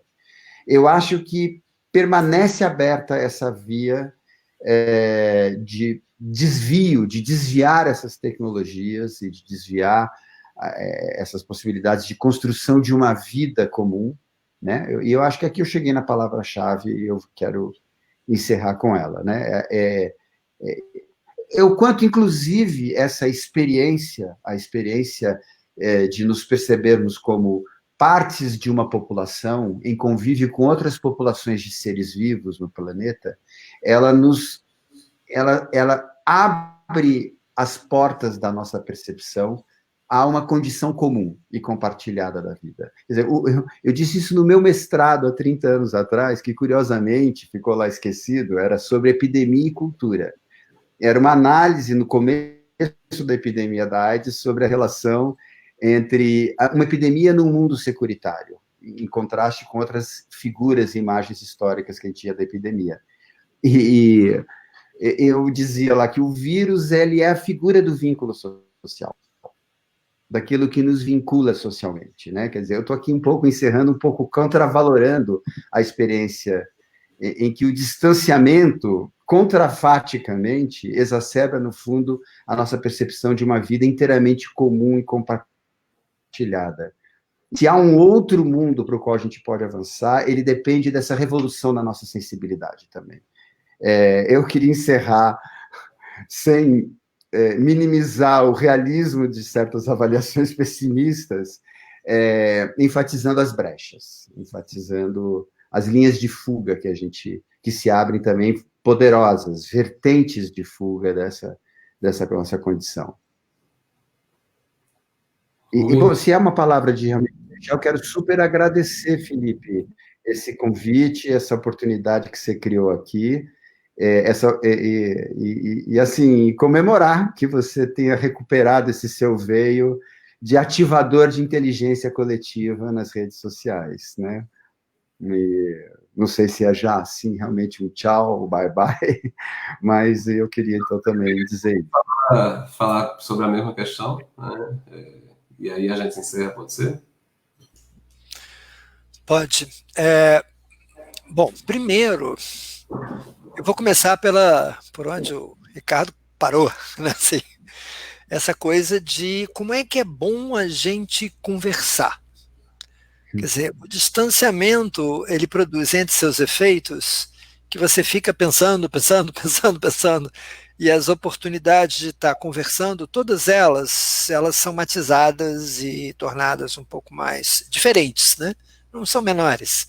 Mas é muito bom, Felipe, eu estou muito contente com o presente que você me deu, eu acho que eu poder encontrar de novo para estar conversando com o Ricardo, há tempo que a gente não tinha, antes do distanciamento, que a gente não conseguia se encontrar, né, assim, por conta de outras coisas.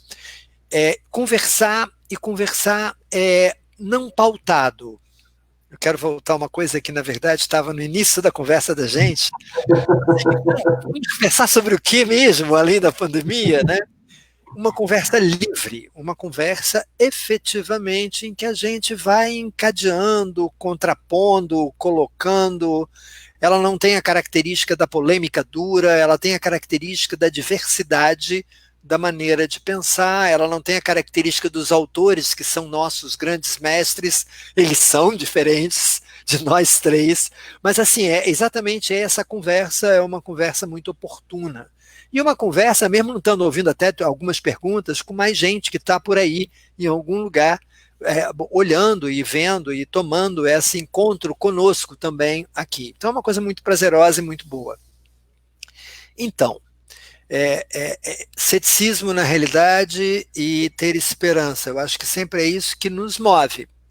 Quer dizer, olhar um pouco onde estamos andando, olhar um pouco as perspectivas que estão colocadas, vai das valas, vai do fascismo, ou vai do que surge depois do neoliberalismo. Eu acho que a melhor resposta sobre o futuro não faço a menor ideia. As ideias que a gente tem são de prospecção de desafios, de problemas que cabem ser enfrentados. Se a gente terá a condição de enfrentá-los, depende uma parte de uma correlação de forças que não controlamos, como não controlamos o vírus. Mas também não controlamos outras coisas de correlação de forças. De outro lado, a gente também dependerá da nossa capacidade criativa, de invenção de coisas que não estão postas diante da gente, de invenção de termos, linguagens e coisas que não postam. Então, eu diria, não faço a menor ideia, mas isso não é uma razão para desistir de pensar e lutar por políticas, por questões, por iniciativas que defendemos. Ao contrário, é porque a gente talvez tenha sido, de gerações que vieram antes, treinado a primeiro conheça para depois montar política. Quando a gente não faz ideia do que será, a gente parece que fica sem um chão. Não estamos sem chão, não. Estamos no nosso chão. E estamos na ideia de poder levar nossas imaginações, criar vocabulários, inventar coisas novas, e não só nós. Nós que estamos na academia, nós que estamos... Não, no conjunto. A possibilidade de um conjunto de pessoas, de seres humanos, possam criar coisas inimagináveis para a gente, para além daquilo que a gente poderia dizer. Eu acho que isso é importante, porque se a gente volta às análises críticas que fazíamos lá atrás sobre o SUS, durante o governo Geisel, eu acho que muitos de nós diríamos esse sonho do SUS é impossível. Talvez ele não seja o que nós sonhamos, mas veja... nisso, as coisas impossíveis elas acontecem, impossibilidade talvez fale da pequenez da nossa razão, de prognosticar o que vai acontecer. Então talvez olhar muito do ponto de vista dos cenários negativos, ter essa preocupação dos grandes desafios, conversar sobre isso é importante para permitir libertar nossa esperança e nossa criatividade, de fazer o caminho caminhando, sem ter o plano prévio. Ousar fazer essa questão e ousar a criatividade no limite de um outro vocabulário que nos descreva de outra maneira. O que tem me socorrido, eu confesso, nos momentos de aflição, né, diante desses eventos extraordinários que acontecem nessa situação difícil que passamos, tem sido uma expressão da qual eu tenho me amarrado a ela, né, assim, de um filósofo que eu gosto muito, que é o Hort, quando ele, em certo momento, sinaliza: não há dor suficientemente grande, nem trabalho suficientemente enorme para não se ter a capacidade de inventar uma nova linguagem, de inventar uma nova coisa, de se reinventar e de se dizer de si mesmo, tanto individualmente, aí é ele, como coletivamente, aí não é mais ele, mas enfim, de inventar novas subjetividades, novas formas de ser que nos permitam seguir defendendo aquilo que sempre defendemos, mas em outros termos, em outras coisas, e dar esperança de seguir dando sentido às nossas vidas e às nossas lutas. É isso aí. Obrigado, Rubem. Confesso que eu partilho uma perspectiva de que a gente não tem um cenário muito favorável pela frente. Mas, ao mesmo tempo, a gente não tem o que fazer, né? Como dizem os baianos, você que lute. A gente tem que lutar e tentar, dentro do possível. O processo das transformações sociais acontece muito à revelia do que cada um de nós faz ou pensa. Quem sabe, em algum momento, a gente consegue fazer algum tipo de inflexão, né? Eu acho que esse espaço aqui ajuda a gente a conversar, refletir e pensar por onde é que a gente vai caminhar para frente. Então, eu queria agradecer a todas e todos que nos acompanharam, em especial ao Ricardo Teixeira e Rubem, pela disponibilidade para estar aqui domingo à noite, conversando um pouco com todos nós.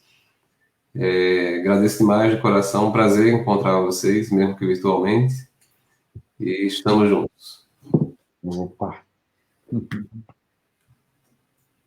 Tchau, tchau, boa noite, boa semana. Boa noite, abração a todos e para vocês. Grande abraço.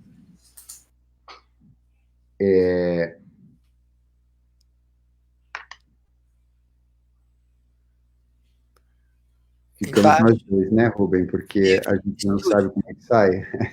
Embaixo da sua barra. Ali no estúdio. Isso.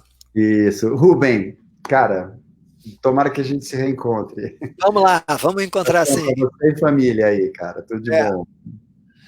Tchau.